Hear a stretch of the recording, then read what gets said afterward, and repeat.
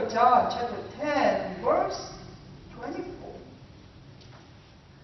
But these Jewish people just gathered around Jesus and asked the question, how long will you keep us in suspense? If you are the Christ, tell us clearly. And yet Jesus' answer is so simple but clear. That Jesus says, I have told you so many times, but you just do not believe. The miracles I do in my Father's name, they speak for me, but you just do not believe, because you are not my sheep. You can just think of 2 or 3 different the issues in these simple answers. The first one is that I just come to you. Somebody come to our church on Sunday, and then those people were looking for a pastor. And then here I just step up and then introduce myself as a pastor to them. And then those people just keep asking, hey, I'm looking for pastor of this church. And I said, hey, I'm a pastor. I'm the Reverend James Kim, the pastor of Noble United Methodist Church, where you are.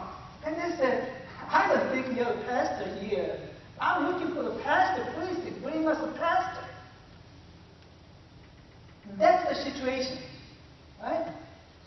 But Jesus has told them that thousands of times that I'm the Christ, I'm the Savior that come for you. And the Jewish people just kept asking, I don't think that you are the Christ. Hey, show me your true identity.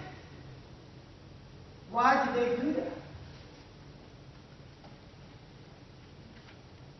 Maybe those people who come to our church, they're looking for the pastor. They might have this conception and prejudice that this is an Anglo church, so the pastor should be an Anglo. So they never thought that a Korean could be a pastor of this church. So their just mindset is it's real tight and real narrow. They are looking for the Anglo pastor in this church. And this Korean pastor just jumped up and said, hey, I'm a pastor. Then they just cannot break their prejudice. And they cannot accept me as a pastor of this church. Who is right and who is wrong? The truth is, I'm a pastor here, right? Problem? It's just in them. They are looking for the pastor of this church. They cannot see it. Right? Why? Because of prejudice that they have. For Jewish people, the Christ, in their concept, in their tradition, in their knowledge, is the king figure. The Christ must come with a great army, with a great power. So with that power, the Christ must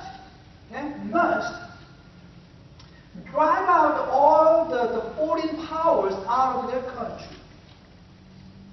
And then save the Israelite politically and culturally. That's the image of Christ that Jews had in their mind. So that prejudice and that concept has occupied their heart.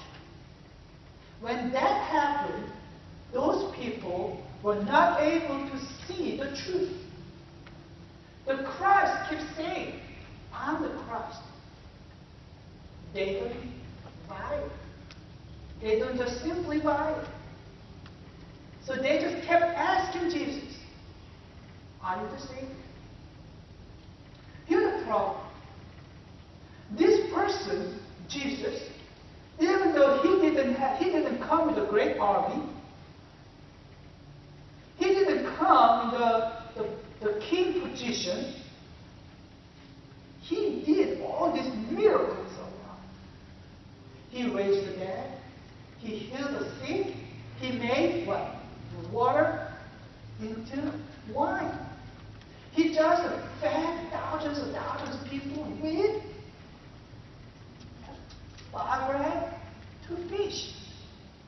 He has performed all these wonderful miracles around, and people just got confused. Hey, based on what he did, it looks like it's something different.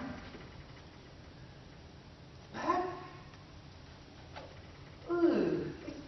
it's not perfectly fit to my knowledge here. Okay? In my knowledge, the Savior, the Christ, must be equal to the King. Right?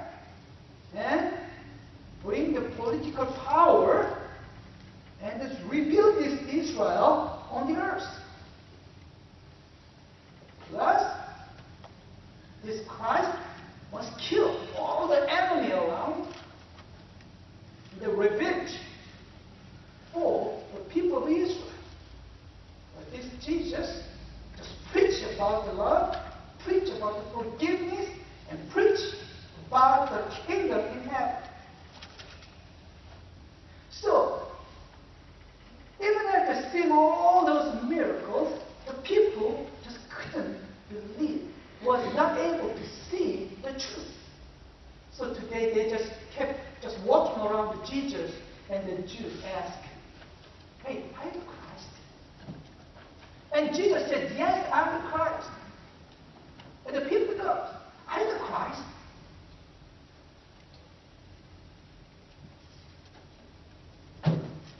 No communication was possible because the Jesus is here and they are here with the wrong, different channels.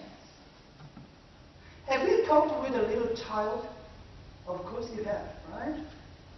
I have the little boy that my friend's son. He just kept asking. Yesterday I just went to their church for meeting with the pastors in South Oklahoma City district.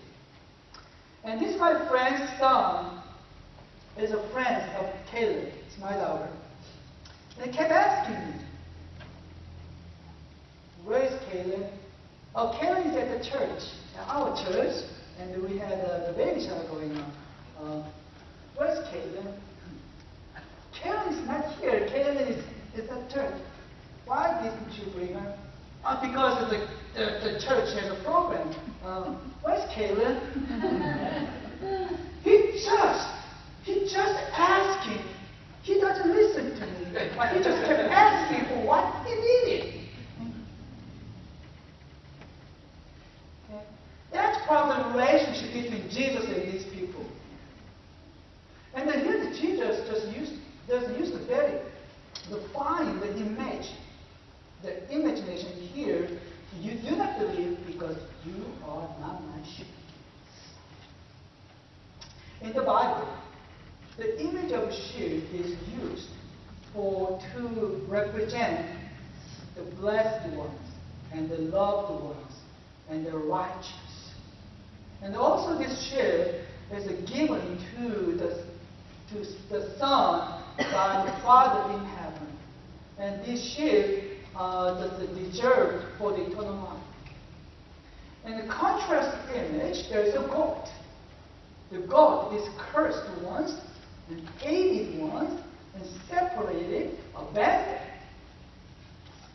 If you have a farm, how you know better than I do. There's the nature of this sheep and goat. Would you teach me what's the nature of goat? Can you control the goat? Can you easily control the goat? No. I don't think so, right?